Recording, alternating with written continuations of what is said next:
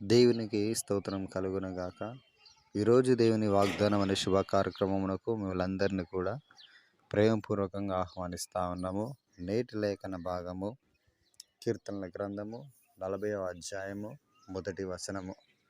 యెహోవా కొరకు నేను సహనముతో కనిపెట్టుకొంటిని, ఆయన నాకు చెవియొగ్గి నా మొర ఆలకించెను. అవును ప్రియ దైవజనమా, దేవుని సన్నిధానములో మనం ఎప్పుడైతే మౌనముగా సహనముతో కనిపెట్టుకొని ఉంటామో, ఆ సహనము మనను గొప్ప చేస్తుంది. ఎందుకనగా సన్నిధానములో సహనములో దేవుని యొక్క మహాశక్తిని మనం చూడగలుగుతాం. నెహెమ్యా సహనముతో ప్రార్థన చేశాడు. యెరికో ప్రాకారములు శత్రువుల చేత ముట్టబడి అవి కాల్చివేసినప్పుడు, ప్రాకారం మొత్తం కూలిపోయినప్పుడు, అది ఆయన చెవిన పడ్డప్పుడు ఆయన బహు దుఃఖాక్రాంతుడై కొన్ని దినములు ఉపవాసం ఉండి కన్నీరు విడిచి సహనముతో ప్రార్థన చేశాడు. కొన్ని దినములైన పిమ్మట తాను అడగక మునిపే రాజుని, ఆ రాజే, అయ్యా నీకేమి సంభవించినది, నీవెందుకు అంత విచారంగా నుంటివి అని రాజు చేత నెహెమ్యా అడిగించబడడం జరిగింది.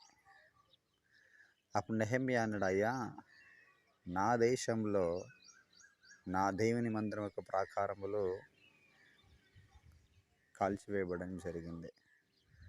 నాకు సెలవిస్తే నేను అది వెళ్ళి బాగు చేసుకుంటాను అని అన్నప్పుడు నెహెమ్యా ఇంకేం అడగలేదు. కానీ రాజు హృదయము తెరవబడి తనకేదైతే కావలసినాయో వాటన్నిటిని కూడా నెహెమ్యాకిచ్చి పంపించడం జరిగింది. నెహెమ్యా తొందరపడలేదు. దైవజనమా, ఆయన దేవుని యొక్క సన్నిధానంలో తన గృహంలో సహనముతో ప్రార్థన చేశాడు. సహనము కలిగి ప్రార్థన చేసినప్పుడు ఆయన జీవితంలో అద్భుతము జరిగించబడింది. తనకు కావాల్సింది సమకూర్చబడింది. ఈ ఉదయకాలంలో నువ్వు దేని కొరకు ప్రార్థిస్తూ ఉన్నావో, దేని కొరకు నువ్వు ఎదురు చూస్తూ ఉన్నావో, అది నీవు నిశ్చయంగా పొందుకోవాలంటే, శ్రేష్టంగా అది నువ్వు పొందుకోవాలంటే, ప్రభు నామమునకు మహిమకరంగా నువ్వు పొందుకోవాలంటే, నువ్వు దేవుని సహాయము కొరకు కనిపెట్టుచు ప్రార్థించాలి. ఆ కనిపెట్టేటువంటి ప్రార్థన, ఆ సహనముతో కూడినటువంటి ప్రార్థన అద్భుతమును నీ జీవితాలు సృష్టిస్తుంది. చాలా ప్రాముఖ్యమైనది ప్రియ దైవజనమా. ఎప్పుడు కూడా మనము వేగిరపడడానికి వీలు లేదు. ఎప్పుడు కూడా మనం తొందరపడడానికి వీలు లేదు. ప్రభు సన్నిధానంలో మనం ప్రార్థనలో ముందుకు సాగాలి. సహనముతో, ఓపికతో ముందుకు సాగాలి. రోమీయులకు రాసిన పత్రికలో కూడా అదే సెలవిస్తుంది. శ్రమ ఓర్పును, ఓర్పు పరీక్షను, పరీక్ష నిరీక్షణను కలుగచేయునని ఎరిగి మనము దాని యందు అతిశయపడాలంట. ఓర్పు చాలా అవసరం. కానీ ఓర్పు, సహనము మనని సిగ్గుపడనీయదు. ఎందుకనగా మన ప్రభు యందు మనము విశ్వాసం ఉంచున్నాము కాబట్టి. ప్రభువుని బట్టి మనం సహనంలో ముందుకు సాగుతూ ఉన్నాము. ప్రభువుని బట్టి మనము ఓపికతో ముందుకు సాగుతూ ఉన్నాము కాబట్టి ఆయన యందు ఉన్నటువంటి నిరీక్షణ మనల్ని సిగ్గుపరచనేరదు. ఆమెన్. నువ్వు దేనికోసం ప్రార్థిస్తూ ఉన్నావో, ఏ శుభకార్యం కొరకు నువ్వు ఎదురు చూస్తూ ఉన్నావు, ఏ ఘనకార్యం కొరకు నువ్వు ఎదురు చూస్తూ ఉన్నావు, పిల్లల భవిష్యత్తు కొరకు ఎదురు చూస్తూ ఉన్నావేమో, కుటుంబంలో ఉన్నవారి రక్షణ కొరకు నువ్వు ఎదురు చూస్తూ ఉన్నామో, ఎంతకాలంగా నేను ప్రార్థన చేస్తూ ఉన్నాను కానీ నా భర్త మారడం లేదు, నా కుటుంబం వారు మారడం లేదు, నాకు అభివృద్ధి జరగడం లేదు, నాకు నెమ్మది కలగడం లేదని నీవెంత దిగులుతో ఉన్నప్పుడు కూడా ప్రియ దైవజనమా, ఈ ఉదయకాల సమయంలో ప్రభు చెప్తా ఉన్నారు, సహనముతో కనిపెట్టుకొని మనం ఉండాలి. అద్భుతమైన కార్యమును చూస్తాం. దావీదు పొందుకున్నాడు. ఎంతగా పొందుకున్నాడు? నాశనకరమైన గుంటలో నుంచెల్లి దేవుడు నన్ను పైకి లేవనెత్తి బండ మీద తన పాదములు స్థిరపరిచిండని రెండో లేఖన భాగంలో ఉంటది. నిజంగా దైవజనమా, దావీదు కనిపెట్టి ప్రార్థన చేసినప్పుడు, సహనంతో దేవుని సహాయం కోరుతూ ఉన్నప్పుడు, జిగ్గట గల దొంగ ఊబిలో నుంచెల్లి దేవుడు ఆయన లేపి బండపైన తన పాదములు స్థిరపరిచి ఉన్నాడంట. ఇక తనకు లేదు ఎటువంటి దిగులు, ఎటువంటి నాశనము. స్థిరంగా నిలబెట్టాడు దేవుడు. దేవుని కొరకు ఆయన సహనము కలిగి, ఆయన సహాయం కొరకు సహనం కలిగి ముందు సాగినప్పుడు, దావీదు వలె నీవు కూడా, నెహెమ్యా వలె నీవు కూడా ఒక ఘనకార్యం నువ్వు పొందుకోవాలంటే మనం సహనంతో మనం ముందుకు సాగాలి. అది ఏ స్థితి అయినా, అది ఏ పరిస్థితి అయినా, ప్రభువుకు అసాధ్యం అంటూ ఏది కూడా లేదు. అది నీకు త్వరగా కావాలంటే త్వరగానే ఇప్పిస్తాడు. మనం తొందరపడడానికి వీల్లేదు. దైవజనమా, ఈ ఉదయకాల సమయంలో చక్కని మాటలు మనం జ్ఞాపకం చేసుకుంటూ ఈ యొక్క వాగ్దానం చేతులు ఫలించినట్లుగా ప్రార్థనలో మనం ముందుకు సాగుదాం. స్తోత్రమయ పరిశుద్ధుడానికి వందములు తండ్రి.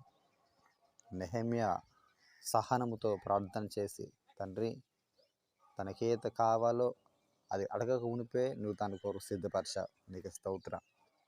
దావీదు నీ కొరకు తండ్రి సహనము కలిగి కనిపెట్టినప్పుడు అతన్ని జిగ్గటగల దొంగ ఊబిలో నుంచి వెళ్ళి ఆయన పాదములను బండ మీద నువ్వు స్థిరపరిచి ఉన్నావు తండ్రి. నువ్వు ఇంత గొప్ప వాడవయ్యా, నీకు స్తోత్రం. నేను నమ్ముకున్న వారిని వమ్ము చేసే దేవుడవు కాదని ఈ ఉదయకాల సమయంలో మాతో మాట్లాడవుతాను. నీ ప్రియులు కూడా, నీ బిడ్డలు కూడా, వారు ముందున్నటువంటి కాలంలో ఈ దినము కూడా ఏదో ఘనకార్యం సాధించాలని, ఏదో శుభకార్యం చేయాలని, అప్పుల ఊబుల నుంచి బయటపడాలి అని, దీర్ఘకాలిక రోగుల నుంచి బయటపడాలి అని, వ్యాపారం ముందుకు సాగాలి అని, ఏ రోగమో తెలియక అవస్థపడుతున్నవారు చాలామంది ఉన్నారు. కానీ వీటన్నిటిలోకెల్లా వారికి సహనము దయచేయండి.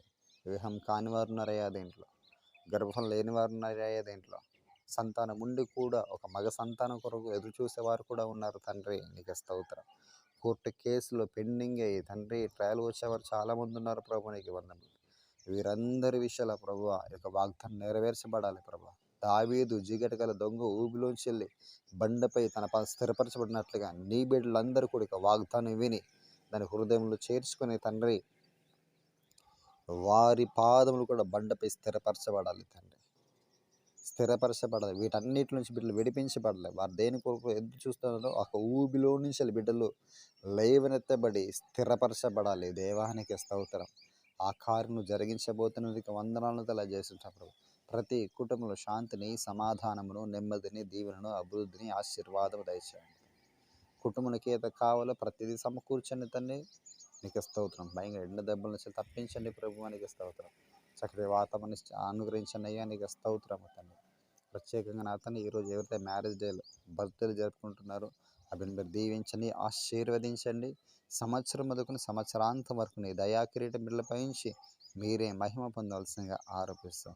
సమస్తంలో కొన్ని హస్తాలు కాపేపడి వాగ్దాన ప్రభావం అందరి జీవితంలో ఫలభరితంగా మార్చి ప్రభావం మేము కూడా తన దావీదు వలె ఈ మాటలు అనేకులు చెప్పుటకు మమ్మల్ని సాక్ష్యం నిలబెట్టవలసిందిగా ప్రార్థిస్తూ యేసుని అధికారం గల నామంలో ప్రార్థిస్తుంటున్నాము పరమ తండ్రి. ఆమెన్. దేవునికి స్తోత్రం. ఇక వాగ్దానం మీకు అందరికీ మేలుకరంగా, ప్రయోజనకరంగా ఉన్నట్లయితే ఇక వాగ్దానం మీరు ఇంకను అనేకులకు షేర్ చేసి ప్రభుకు నామమును మహిమపరచండి. ఇంకను దీన్ని లైక్ చేయండి, కామెంట్ చేయండి, సబ్స్క్రైబ్ చేయండి. ప్రభు నామం మహిమపరచండి. దేవుడికి మాటలన్నీ కూడా మనందరూ